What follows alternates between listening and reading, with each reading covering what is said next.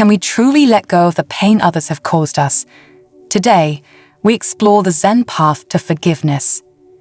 In this video, we will uncover 13 tips on how to forgive someone who has hurt you, drawing from the profound teachings of Buddhism. Forgiveness is not about condoning hurtful actions, it's about freeing ourselves from the burden of resentment. Join us on this journey of healing and rediscovery, right here on Buddhism Bliss. 1. Acknowledging the pain is the first and perhaps the most crucial step towards forgiveness in the Zen Buddhist tradition. It is about facing the reality of what happened without trying to suppress or ignore the emotions that come with it. This step is not about assigning blame or dwelling on the event, but rather recognizing the impact it has had on your life. In Zen, there is a profound understanding that life is full of suffering, and this suffering arises from attachment to people, beliefs, and outcomes. When someone hurts us, it's often our expectations and attachments that are challenged. Acknowledging the pain is about seeing these attachments and understanding how they contribute to our suffering. This process involves a deep level of self-awareness. It requires us to look inward and ask ourselves why we feel hurt and how this pain is manifesting in our lives. Are we holding on to anger, resentment, or even a desire for revenge? These emotions are natural, but they can also be obstacles on the path to inner peace. By acknowledging our pain, we start the healing process. We give ourselves permission to feel hurt, which is a compassionate act. It's like applying a soothing balm to a wound. We're not yet trying to close the wound. We're just tending to it, understanding its nature. In Zen practice, meditation can be a helpful tool for this step. It allows us to sit with our pain without judgment or distraction. We observe our thoughts and emotions as they are, which can be both liberating and enlightening. Ultimately, acknowledging our pain is about recognizing that we are more than our hurt. It's a step towards detaching from the pain and moving forward with wisdom and compassion. It's not a denial of the hurt, but an acceptance that it is part of our journey, a journey that leads us to growth, understanding, and eventually forgiveness. 2. Expressing emotions safely is the second step in the Zen Buddhist approach to forgiveness. It's about finding a constructive way to release the feelings that have been stirred up by being hurt. This step is crucial because it allows us to process our emotions without causing further harm to ourselves or others. In Buddhism, emotions are not seen as inherently good or bad. They are simply part of the human experience. However, the way we handle these emotions can lead to different outcomes. Safe expression means acknowledging our feelings and then choosing a healthy outlet for them. This could be through creative activities like writing, painting, or music, or through physical activities like yoga or martial arts. It could also involve talking to a trusted friend or therapist. The key is to express our emotions in a way that doesn't perpetuate a cycle of suffering. In Zen, this is often done through mindfulness practices that help us observe our emotions without getting caught up in them. We learn to notice the anger, sadness, or betrayal we feel without letting these emotions define us or dictate our actions. By expressing our emotions safely, we honor our feelings without letting them control us. This step is about finding balance, allowing ourselves to feel fully, but also knowing when and how to let those feelings go. It's a delicate dance between acceptance and release, one that requires both courage and compassion.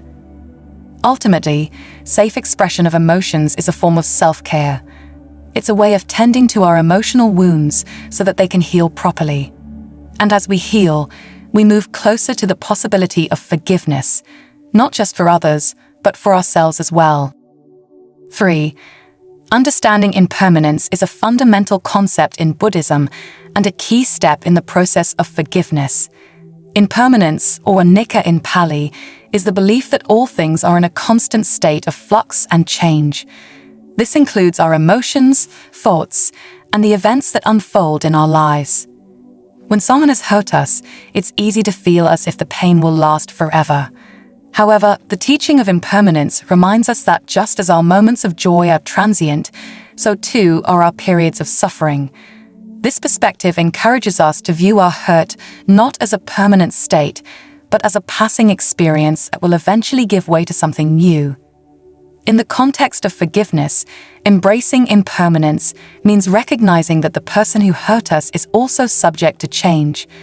They are not the same person they were when they caused us pain, and we are not the same person we were when we were hurt. This realization can soften our hearts and open us up to the possibility of forgiveness. Meditation and mindfulness practices are often used in Buddhism to cultivate an awareness of impermanence. By observing the rise and fall of our breath or the coming and going of thoughts, we train ourselves to see the changing nature of all things. This practice can be particularly helpful when dealing with difficult emotions, as it allows us to detach from them and see them as temporary. Ultimately, understanding impermanence empowers us to let go of grudges and resentment. It helps us to forgive, not because we forget the pain, but because we understand that holding onto it serves no purpose. As we embrace the flow of life, we find peace in the knowledge that everything, including our pain, is evolving. 4. Cultivating compassion is the fourth step in the Zen Buddhist approach to forgiveness. Compassion, or karuna in Sanskrit, is the heartfelt wish that others be free from suffering.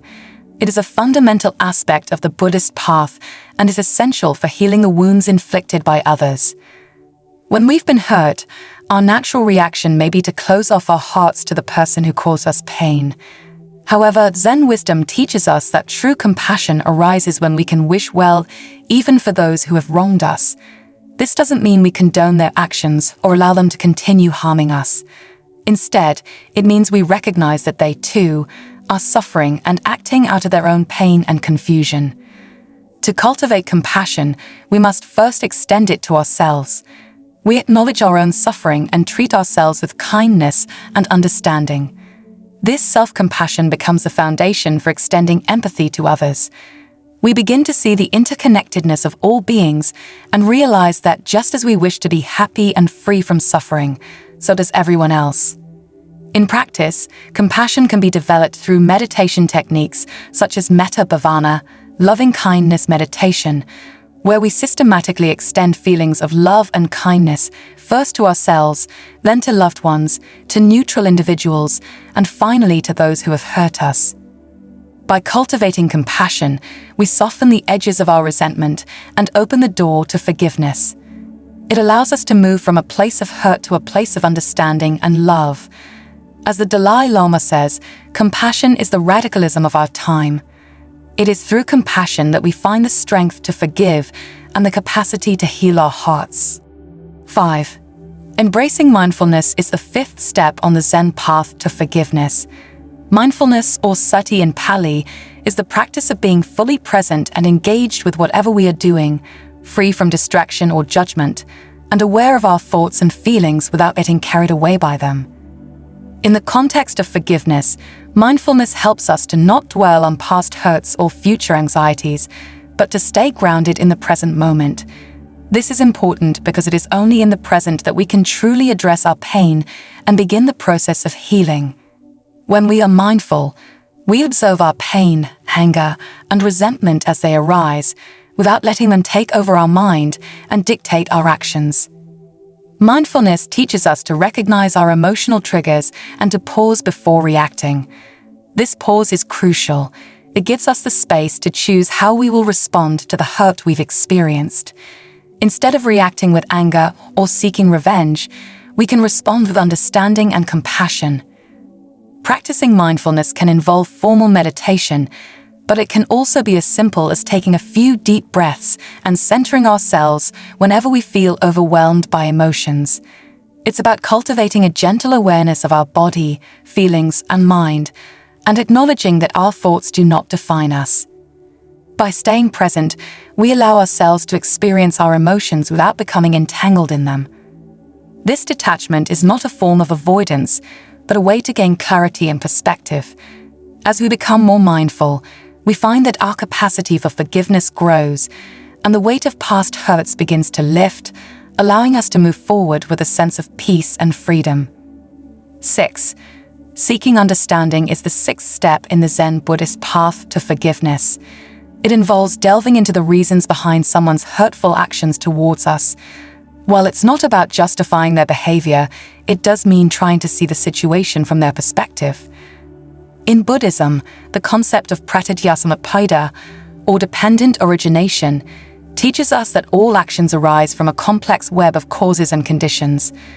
When someone causes us pain, it's often a result of their own suffering, ignorance, or unmet needs. Understanding this interconnectedness can help us foster a sense of empathy and reduce the intensity of our negative emotions. This step requires us to ask questions like, what might have led this person to act in such a way?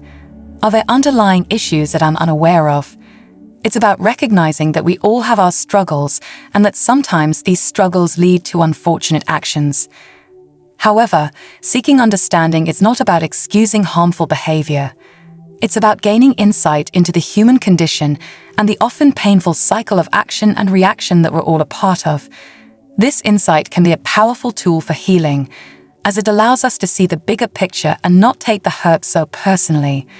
Through meditation and reflection, we can cultivate a mindset that looks for understanding rather than blame. This doesn't mean we have to reconcile with the person who hurt us or forget what happened. It simply means we choose to respond with wisdom and compassion, which can ultimately lead to a more profound and genuine form of forgiveness. 7. Detaching from outcomes is the 7th step in the Zen Buddhist approach to forgiveness. This principle is rooted in the understanding that attachment to specific results can lead to suffering. In the context of forgiveness, this means releasing the expectation that the person who hurt us will apologize or change their behavior. In Zen, there is a focus on the process rather than the outcome. It's about doing our part, working towards forgiveness, without being fixated on the end result. This detachment is not about indifference. It's about accepting that we cannot control everything, especially the actions and reactions of others. Practicing detachment involves mindfulness and the recognition that our need for a particular outcome can be a source of ongoing distress. When we forgive, we do so for our peace of mind and well-being, not because we expect something in return. This liberates us from a cycle of expectation and disappointment. Meditation can aid in cultivating this detachment. As we sit in silence and observe our thoughts, we learn to let go of them without getting entangled. This practice can be applied to our feelings of hurt and betrayal, allowing us to release them gently. Ultimately, detaching from outcomes allows us to live more freely and peacefully. We forgive not because it guarantees a certain response from the other person, but because it aligns with our values and the kind of person we aspire to be. It's a profound act of self-compassion that leads to true liberation from suffering. 8. Practicing patience is the 8th step in the Zen Buddhist journey towards forgiveness. Patience, or kshanti in Sanskrit, is a virtue that allows us to endure hardship with a calm and composed demeanor. It is particularly relevant when dealing with the process of forgiving, as forgiveness often does not happen overnight. It is a gradual process that unfolds in its own time. In the face of hurt, our immediate reaction might be to seek quick resolution, but Zen wisdom teaches us that some wounds require time to heal. Patience gives us the strength to wait for the emotional turmoil to subside and for clarity to emerge. It is about giving ourselves the space to process our feelings without rushing to forgive before we are ready. This step involves acknowledging that while the pain is real, it does not have to define our existence. We learn to sit with our discomfort without pushing it away or clinging to it. This is where mindfulness can be incredibly beneficial, as it helps us to remain present with our pain, observing it with compassion and without judgment. Moreover, patience in Zen is closely linked to the concept of non-attachment. By not clinging to a specific timeline for forgiveness, we free ourselves from the pressure and frustration that come with unmet expectations. We allow the natural course of healing to take place, trusting that with time, our hearts will open to forgiveness. In essence, patience is about trusting the journey, knowing that each step we take towards forgiveness, no matter how small, is a step towards our own liberation and peace. 9. Using meditation as a tool for forgiveness is the 9th step in the Zen Buddhist path. Meditation, particularly in the Zen tradition, is not just a practice of sitting quietly. It's a profound method of cultivating inner silence that allows us to confront and process our deepest hurts. In the act of forgiving, meditation serves as a sanctuary where we can safely explore the pain inflicted upon us. It's a space where we can observe our thoughts and emotions without judgment, allowing them to arise and pass away like clouds in the sky. This observation helps us understand the impermanent nature of our feelings, reinforcing the idea that our pain too shall pass. During meditation, we might focus on the breath or a mantra, which serves as an anchor, bringing us back to the present whenever our minds wander to past grievances. This practice of returning to the present moment strengthens our ability to let go of the stories we tell ourselves about the hurt we've experienced. Furthermore, meditation can lead to insights about the interconnectedness of all beings. As we sit in stillness, we may begin to feel a sense of compassion not only for ourselves, but also for the person who has wronged us. We start to see that their actions, like ours, are influenced by a myriad of conditions. In essence, meditation is a gateway to forgiveness. It allows us to detach from the hurt, understand the transient nature of our emotions, and cultivate a compassionate heart. Through regular practice, we can find the peace and strength to forgive genuinely and completely. 10. Reframing the narrative is the 10th step in the Zen Buddhist approach to forgiveness. This involves changing the way we tell the story of our hurt, shifting from a perspective of victimhood to one of empowerment and survivorship. In the aftermath of being wronged, it's common to feel like a victim. However, Zen Wisdom encourages us to see ourselves as survivors, strong, resilient individuals who have endured pain and are capable of moving beyond it. Reframing the narrative means focusing on our strengths and the lessons learned, rather than the harm that was inflicted. This shift in perspective doesn't deny the pain or the seriousness of the offense. Instead, it allows us to take control of our story. We move from passivity to agency, recognizing that while we cannot change the past, we can influence how we interpret and respond to it. Mindfulness practices can support this reframing by helping us become aware of our internal dialogue. We can then consciously choose to tell a different story, one that highlights our capacity for growth and transformation. This new narrative can be a powerful catalyst for healing and forgiveness. By reframing the narrative, we reclaim our power and rewrite our journey from a place of wisdom and strength. We acknowledge that the experience has contributed to our growth and that we have the ability to rise above it. This empowers us to forgive, not because the other person deserves it, but because we deserve peace. 11. Forgiving oneself is the 11th step in the Zen Buddhist path to forgiveness. It's a crucial aspect because often we may find it harder to forgive ourselves than to forgive others. Self-forgiveness involves recognizing and accepting our own flaws and mistakes without harsh judgment. In Zen practice, self-forgiveness is seen as an act of self-compassion. It's about understanding that we are all human and that making mistakes is a part of our journey. When we hold on to self-blame, we create an inner barrier that prevents us from moving forward and growing. The process of self-forgiveness starts with acknowledging our wrongdoings and the impact they've had. This is not about dwelling on guilt, but about taking responsibility for our actions. We then extend kindness to ourselves, just as we would to a good friend in a similar situation. Mindfulness meditation can be a helpful tool in this process. It allows us to observe our self-critical thoughts and feelings with a gentle curiosity, without getting caught up in them. We learn to treat ourselves with the same patience and understanding that we strive to offer others. Ultimately, forgiving ourselves sets us free from the chains of self-condemnation. It opens the door to self-improvement and personal growth.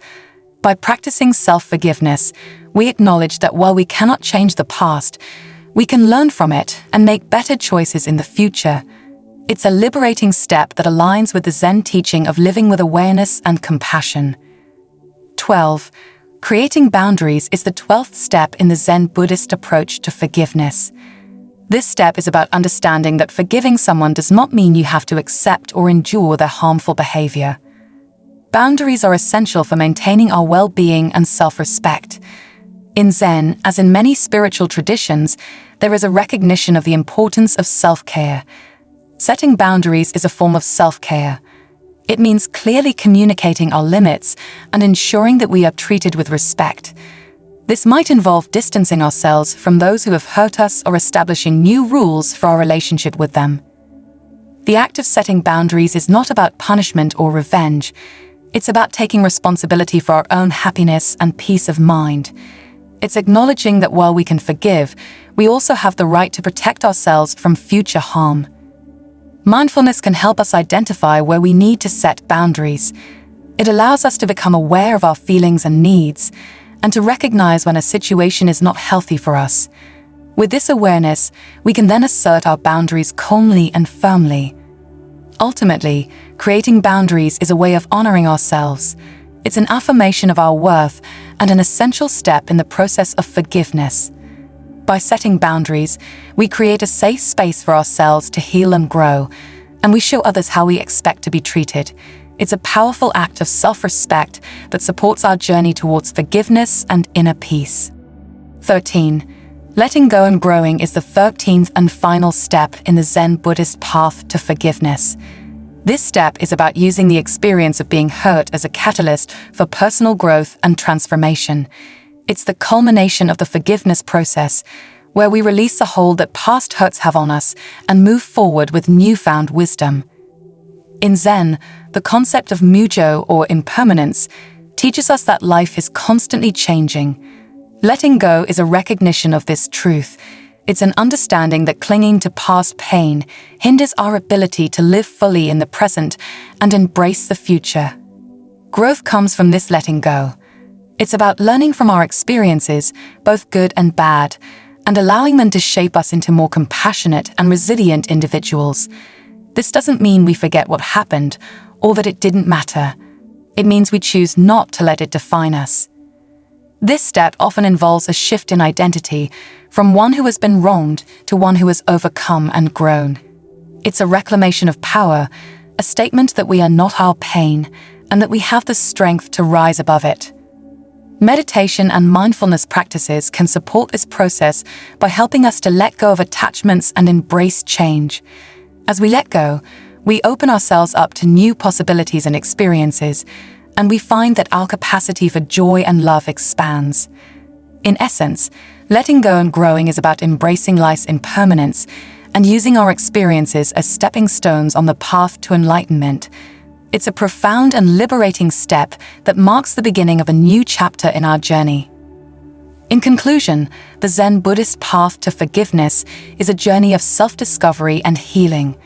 It begins with acknowledging our pain and progresses through understanding, compassion, mindfulness, and ultimately, growth.